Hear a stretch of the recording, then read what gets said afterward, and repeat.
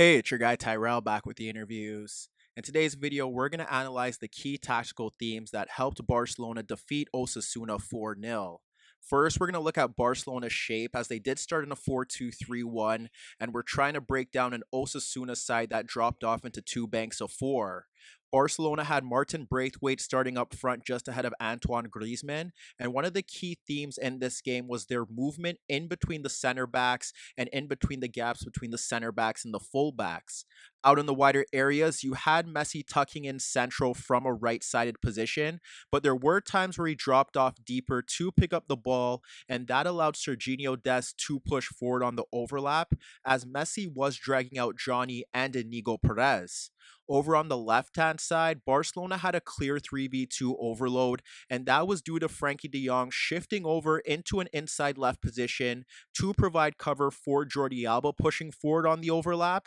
and Coutinho was dropping into a narrow position to occupy Nacho Vidal. The reason why they had that 3v2 overload was due to the fact that Moncayola was looking to pick up De Jong when he dropped into those positions, and with Jordi Alba pushing forward, he was the spare man because Unai Garcia wasn't shifting over to pick up Coutinho and allowing Nacho Vidal to push forward to close down Jordi Alba. So when we break down how Barcelona were able to get into good positions, first we'll start on that left-hand side. And what we end up seeing from that 3v2 overload was that initially you have Frankie de Jong darting into a gap between Moncayola and Nacho Vidal with Jordi Alba on the ball. And Alba pulls the ball back to Coutinho because Frankie de Jong's movement does take out Moncayola and Nacho Vidal for a brief moment.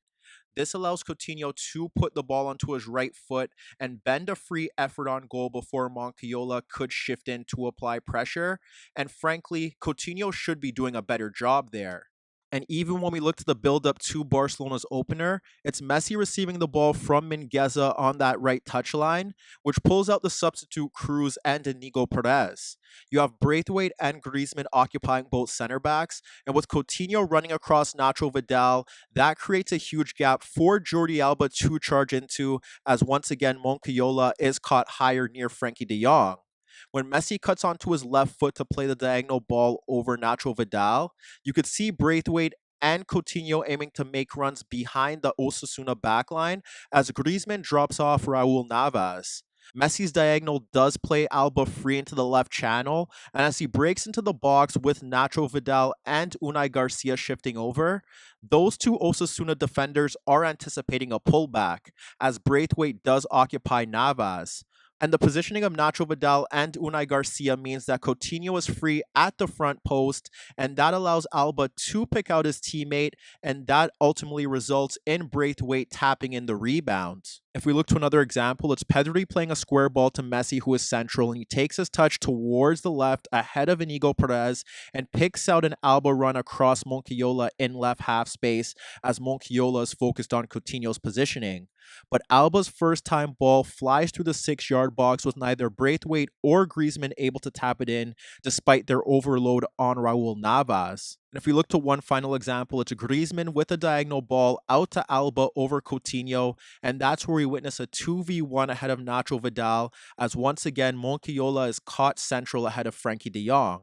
As Griezmann's diagonal falls to Alba's feet, you witness Coutinho looking to spin around Nacho Vidal to dart into left half space. However, when Alba looks to play his first-time ball across Nacho Vidal for Coutinho, it's slightly overhit, and that ultimately sums up Barcelona's issues in that opening half at times, with the fullbacks not being able to play quality balls. Next, we should shift to Braithwaite's movement, as his ability to make runs into those pockets of space between the fullbacks and the center backs and between both center backs did create some chances for Barcelona. When we look to the first example, we witness Budimir applying pressure on Mingueza, who locates Dest running across a stepping Johnny, and the Barcelona center back splits Johnny and Roncaglia, who is dragged narrow due to Messi's positioning, for Dest breaking down the right channel. This pulls out Roncaglia as we see Braithwaite running goal side of Unai Garcia. Roncaglia doesn't step tight, and as Des prepares to fire a low fizz ball into the 6-yard box, you could see Braithwaite beginning to run across Raul Navas towards the front post, but the Barcelona right back's delivery falls into the path of Herrera. However, the key player in this game was Antoine Griezmann, and it was his movement that created chances for not only himself, but his teammates. When we look to the first example, we have Messi receiving the ball from the right channel ahead of Inigo Perez and Johnny, with no pressure applied to him as Griezmann runs across with Navas. Messi splits Johnny and Inigo Perez with the ball that bypasses Roncaglia in right half space, and it finds Griezmann breaking into that zone ahead of an on-rushing Herrera, with Braithwaite beginning his run between the Osasuna center backs and Coutinho goal side of Nacho Vidal. Griezmann ends up rounding Herrera to the byline, and this is where we see Braithwaite taking away both center backs with his run towards the goal to create space for the pullback, and Coutinho breaking freely into the Osasuna box. However, while Griezmann's pullback does find Coutinho running freely across Nacho Vidal,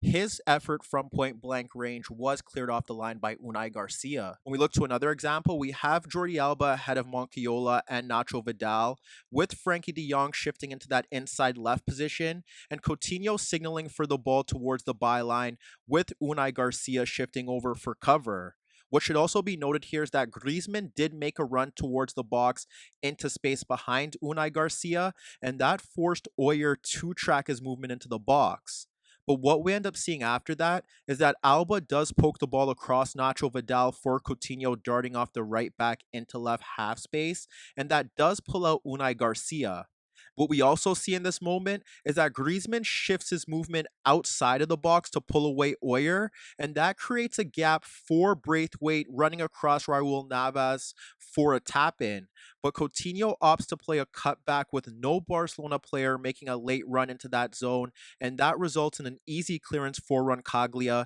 and frankly, Coutinho should do better there as well.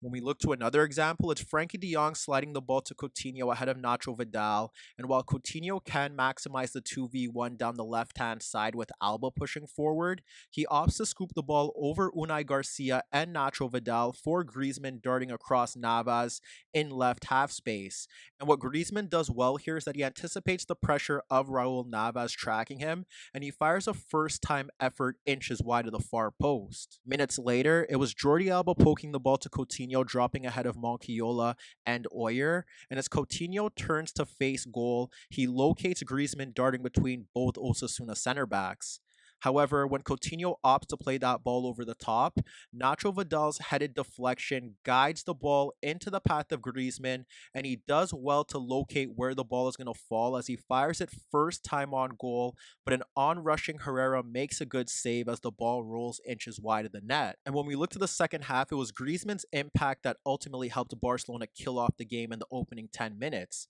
First, it was his ability to drop off into pockets of space to help Barcelona bypass the Osasuna press, with the Dest being closed by Cruz. The Barcelona right back was able to split Cruz and Inigo Perez for Griezmann dropping off into his own half to get on the ball. This is where you could see Roncaglia immediately stepping forward to apply pressure, while Inigo Perez also shifts across. However, when Perez and Roncaglia swarm Griezmann towards the touchline, Griezmann's able to turn away from both players and bypass their pressure to play the ball to Messi dropping into his own half. And then that leads to Barcelona's third goal. What we see is that Oyer does receive the ball in Osasuna's third, and Griezmann immediately applies pressure. When Griezmann steps to the Osasuna midfielder, he's able to dispossess him and slide the ball out to Coutinho, which does spark a Barcelona break.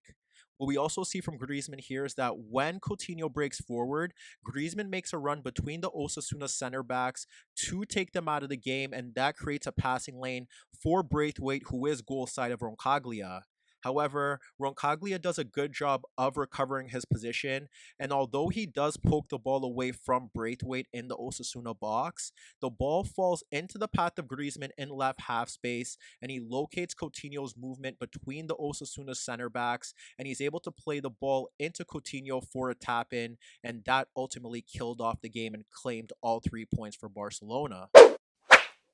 Hi everybody, thanks for watching and subscribe here for your latest tactical analysis and daily commentary on the interview show. And if that wasn't enough, don't forget you could find more organic, unfiltered soccer/football analysis on the Interviews podcast, the best soccer/football podcast in the world, available on iTunes, Spotify, iHeartRadio, Spreaker, and any Android apps on your Android devices.